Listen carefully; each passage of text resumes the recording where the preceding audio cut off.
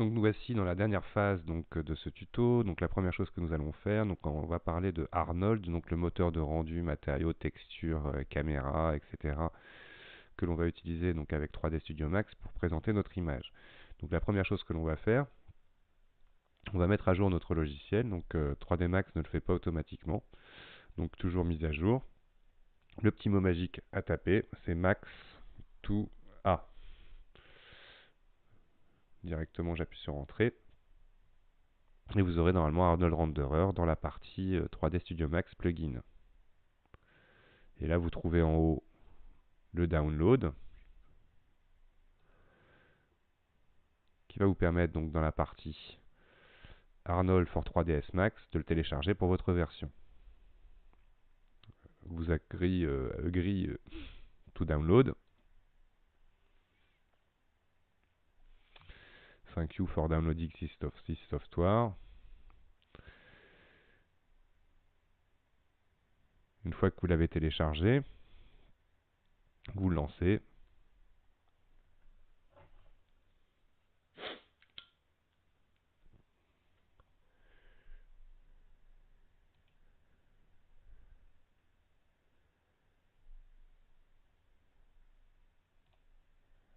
Alors désolé, il est sur l'autre fenêtre. J'accepte. J'installe.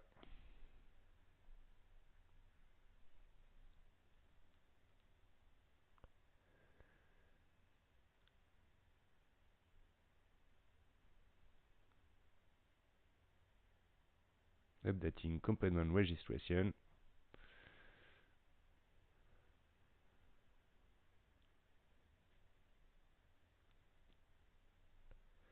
Une fois que c'est fini, vous pouvez lancer 3D Studio Max, c'est terminé.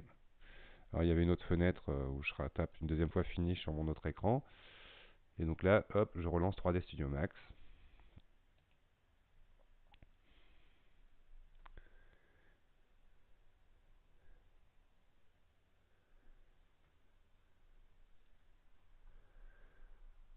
Je coupe mon internet pour qu'il se lance plus vite, là, pour éviter qu'il communique de trop.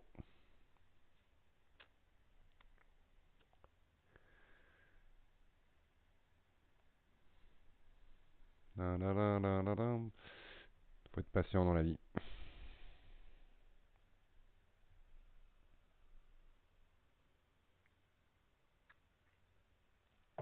Donc vous verrez dans 3D Max, maintenant il vous l'indique, une fois que vous aurez fait votre mise à jour bien sûr, qu'il y a des mises à jour à faire. C'est toujours des bonnes choses de faire les mises à jour, ça vous apporte des nouvelles fonctions.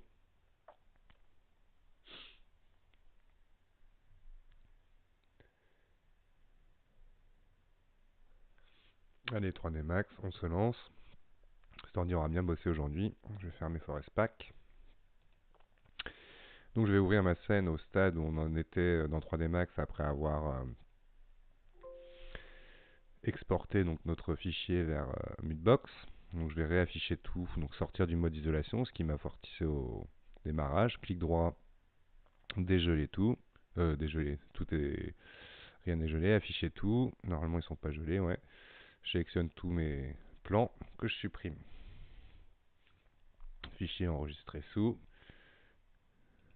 Et donc là moi je refais la vidéo, donc je fais plus et j'accepte d'écraser le fichier. Et là je suis bien dans la 0.5 avec vous. Donc je vais lancer donc l'éditeur de matériaux texture que l'on trouve en haut, mais avant toute chose, ah oui, j'ai masqué, effectivement quand je travaille les matériaux, j'affiche le maximum, donc je masque mon ruban. Comme j'ai dû recommencer la vidéo, ben voilà. Donc ça avait été enregistré à la fermeture.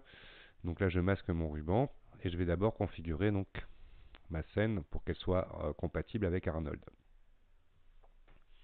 Alors nous allons utiliser Arnold. Il y a deux façons de en fait, l'utiliser. C'est soit le moteur de rendu, ce qui va calculer vos images de 3D Studio Max, soit on le met en mode production, en cible, Arnold. Mais il y a un mode qui est très intéressant quand on fait des réglages de lumière, de caméra, etc. C'est le mode Active Shade. C'est-à-dire que c'est en temps réel, pendant que vous travaillez, la fenêtre fait son rendu. Et là, bien évidemment, il faut aussi le configurer en Arnold. Alors je vais me mettre dans une petite taille, parce que dans mon premier essai, j'avais un peu exagéré la taille de mon rendu, et du coup la capture ne se faisait pas. Une fois que j'ai fait ça, dans le système, je vais cocher Legacy 3ds Max Map Support pour une compatibilité complète avec 3D Studio Max. Donc dans commun, j'ai généré la taille. Et dans système, je suis venu cocher une option qui me permet d'être vraiment 100% compatible avec 3D Studio Max. Je vais ensuite, dans le menu modifier, ajouter le lissage rapide à mon surf pour qu'il soit plus esthétique. Avec 2 itérations et en isoligne. Voici mon surf plus sexy. Et ensuite, on va créer un sol. Donc dans le menu créer, je vais venir créer un plan. Alors je dézoome pas mal pour qu'il soit assez grand, comme ça. Hop, on va le mettre d'une couleur par exemple gris foncé. Mes couleurs personnalisées, hein, je vous rappelle, vous cliquez dans une couleur, ajoutez couleur personnalisée et vous la choisissez. Donc moi elle existe déjà, je fais OK. Et mettre du coup mon surf un peu en hauteur, je vais le déplacer un petit peu en hauteur, donc je prépare ma scène de rendu. Alt molette, on va par exemple l'orienter légèrement, comme ça. Hop, on va le mettre plus haut, et je vais créer un cylindre.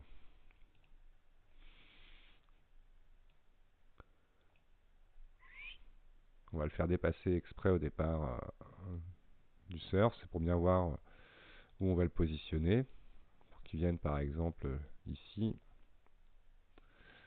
tenir mon surf comme ça. Parfait.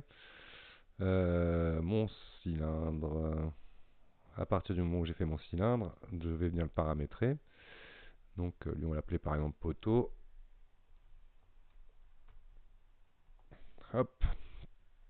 Mon poteau, on va pas lui mettre de segment hauteur, mais par contre on va un peu plus le diviser. On va mettre 32 côtés. Et je vais lui rajouter un modificateur sectionné. Ou section, je crois que c'est tout court section, je sais pas pourquoi je dis sectionné. RS sectionné. Sectionné. Alors vous n'aurez pas ça, c'est un modificateur que je suis en train de tester et qui n'a rien à faire là normalement. Sectionné. Hop, si c'est bien sectionné. Donc sectionné, en fait, c'est un plan de section qui va vous permettre, on voit la ligne là, de découper en fait votre géométrie. Donc je vais le faire un peu plus grand en jouant avec le sous-objet plan de section, un peu comme on avait fait avec les bitmaps, pour qu'il soit juste plus visible, hein, ça va pas changer grand chose. Et venir me le mettre hop, dans le surf. Voilà. Et pourquoi pas utiliser à mon plan de section, quoique non, on va pas faire ça, on va juste lui faire une rotation, hein, comme ça, toc, comme ça. C'est à peu près partout pareil. Ok, c'est plutôt pas mal. Et le grimper légèrement en hauteur. Hop. Et on va faire supprimer le dessus. Toc. Alors j'isole, clic droit, isoler sélection, pour vous voyez bien ce qu'il a fait. Et je vais lui mettre un autre modificateur, du coup, bouche et trou. J'ai refermé ma géométrie. Voilà. À partir du moment où j'ai fait ça, hop, je sors du mode isoler sélection. Alors il y aura ma flamme en plein milieu, c'est peut-être pas la meilleure solution, mais bon, on va faire comme ça. Pour commencer. Et maintenant, donc, on va créer les matériaux. Donc je vais ouvrir l'éditeur de matériaux. Enfin, donc mon éditeur de matériaux est déjà un petit peu configuré. Donc normalement, par défaut, vous aurez d'afficher ça et ça, que je n'utilise pas. Donc je vous explique, hein, on en aura peut-être des fois besoin, mais en attendant, je gagne de la place dans mon éditeur de matériaux. Et donc je vais créer 3 matériaux. Donc pour ce faire, je vais aller dans clic droit Materials. Vous ne courez pas avec matériaux en français. Materials, surface, standard surface.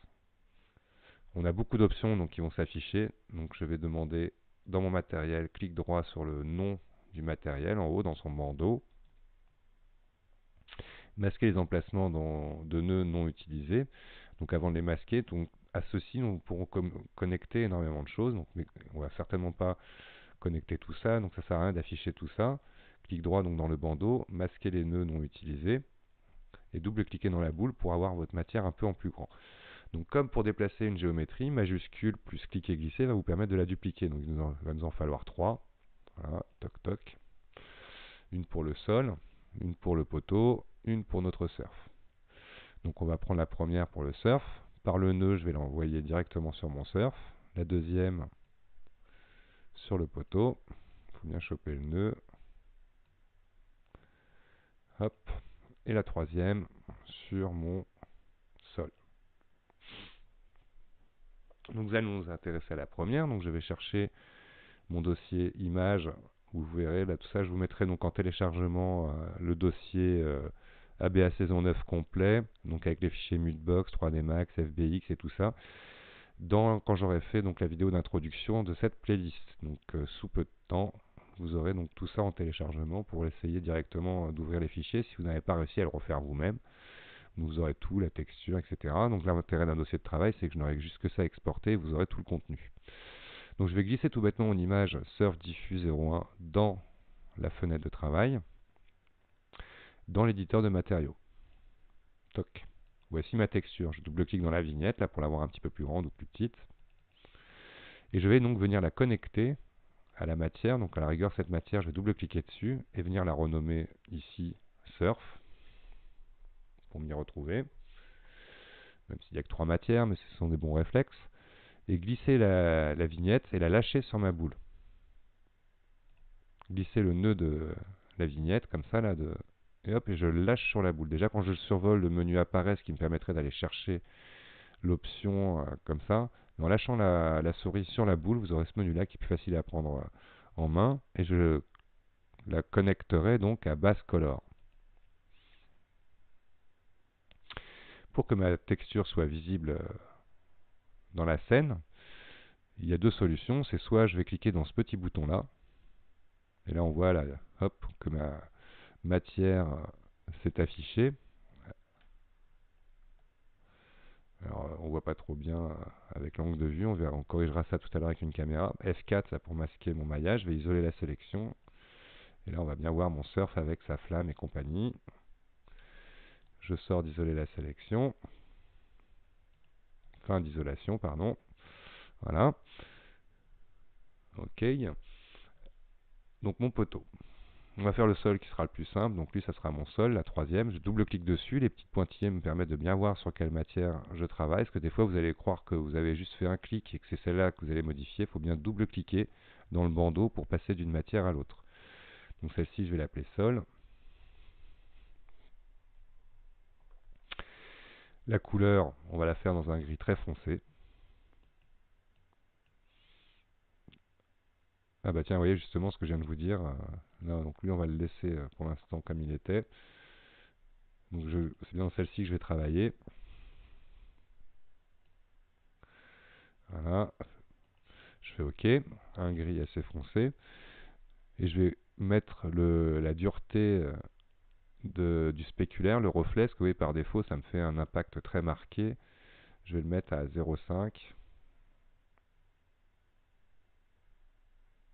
Voilà. Ce qui donne comme ça un côté un peu satiné à ma matière. Et pour l'instant, ça sera tout pour mon sol. Pour mon sol, oui. D'ailleurs, je me suis gouré ici aussi pour le nom. Donc lui, je vais l'appeler poteau. Hein. On va pas se gourer. Ah, j'ai souvent le réflexe de mettre mes majuscules. Mince, en plus j'ai enlevé le mauvais. Poteau. Ah ben, en plus garder le haut majuscule, de mieux en mieux. Voilà. Poteau. Et lui, ça va être donc mon poteau. Et lui, c'est mon sol.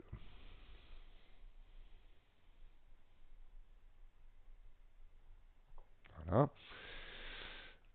Donc ici, mon poteau, on va lui demander par exemple d'être tout noir aussi. Avec par contre, en option de transmission, transparent complètement. Voilà. Avec, qu'est-ce qu'on lui rajoute? C'est peut-être pas complètement transparent. Voilà, comme ça. Extra roughness, la dureté, on va lui donner un effet comme ça. Depth, c'est la profondeur.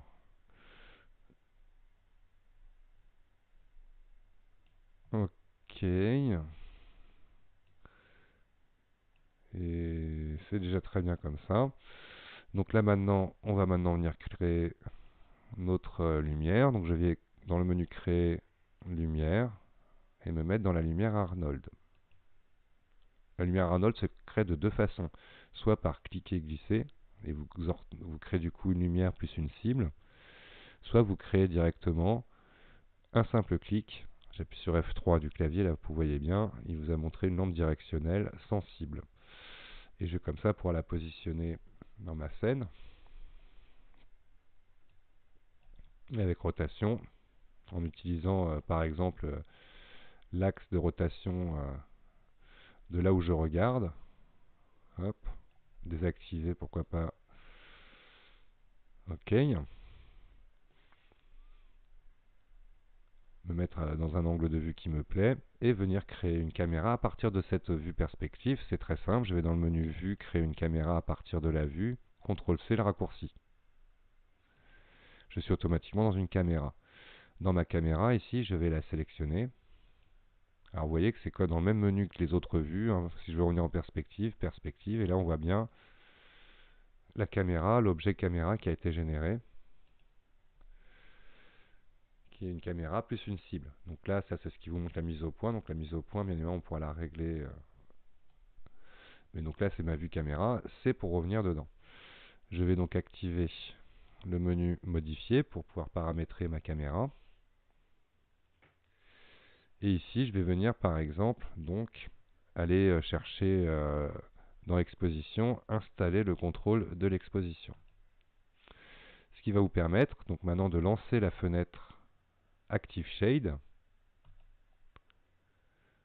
Et là, pour l'instant, c'est très très sombre.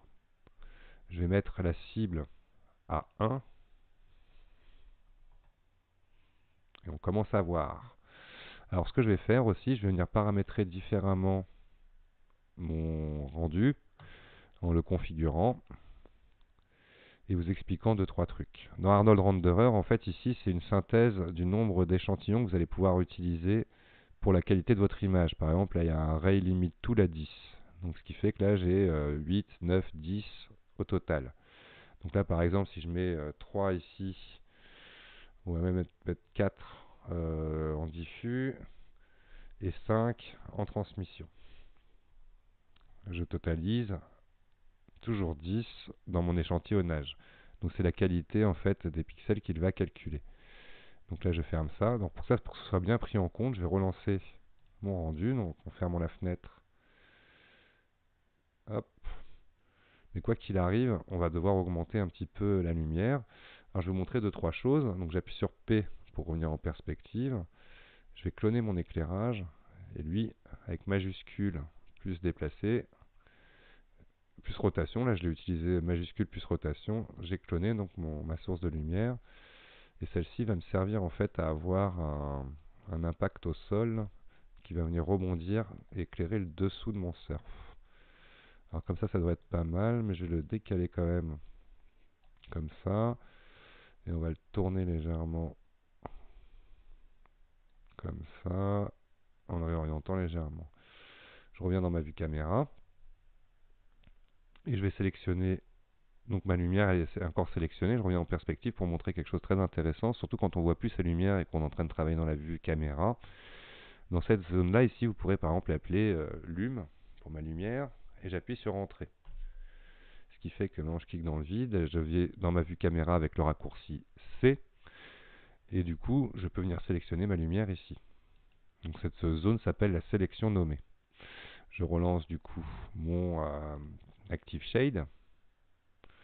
Et on va augmenter légèrement la lumière, donc en allant dans les paramètres d'intensité. Hop. Alors mon surf, je le trouve peut-être pas assez orienté pour qu'on voit bien le dessous. Je décale ça, on va le tourner légèrement. Ouais, comme ça, ce sera mieux. Forcément. Alors je vais le repositionner un peu mieux, j'appuie dans P pour venir en perspective. Et là on va venir bien évidemment améliorer ça.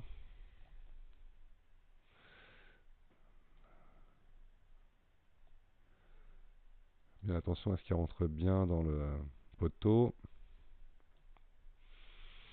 Et voilà. Donc là on a mon poteau.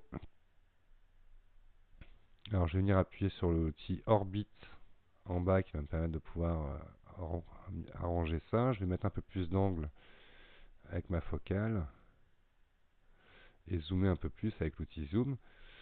Alors il est intéressant de connaître quand on fait ce genre de manipulation les raccourcis clavier pour se déplacer dans une caméra. Donc c'est CTRL plus R au clavier pour activer directement l'outil Orbit. Donc on voit ce que fait l'Active Shade, hein, il met à jour en temps réel votre rendu.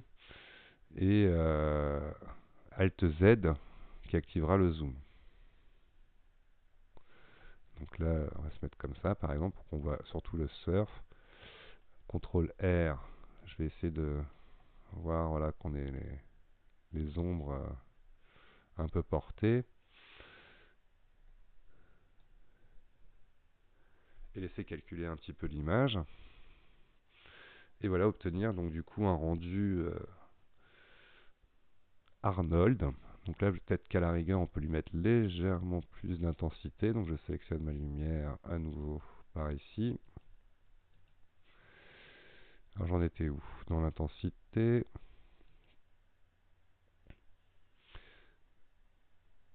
Parce que là, on est quasiment...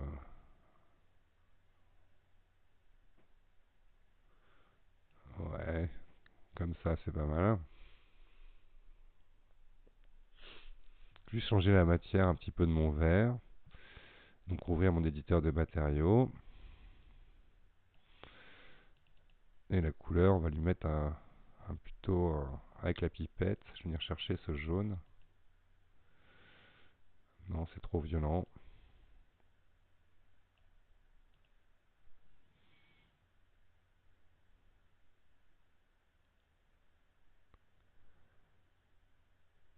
J'ai peut-être me demandé trop de transparence. Alors souvent, quand vous avez l'Active Shade, ça ne mettra pas à jour l'aperçu. C'est un choix, c'est soit vous le voyez là, vous pouvez pas le voir dans les deux en même temps en tout cas. Souvent, c'est des choses qui vont faire ramer la machine. Donc voilà, donc là, je vais peut-être le roughness que j'avais changé. Ça, on va le laisser comme ça, et ça, on va le baisser.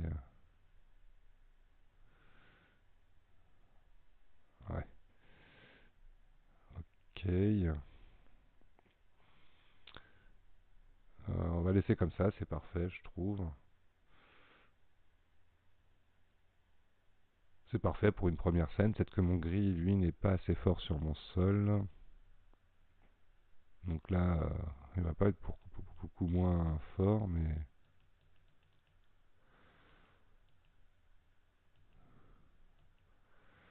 on se focalise un peu plus sur le surf.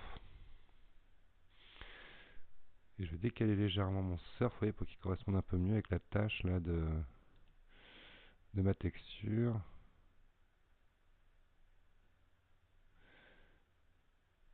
Ouais, quelque chose comme ça. Donc là, on a le reflet léger dans notre surf. C'est magnifique. On va le laisser calculer un peu. Je fais OK. Je vais fermer mon éditeur de matériaux.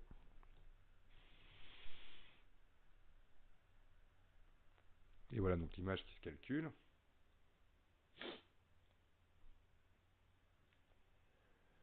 Et donc nous en aurons fini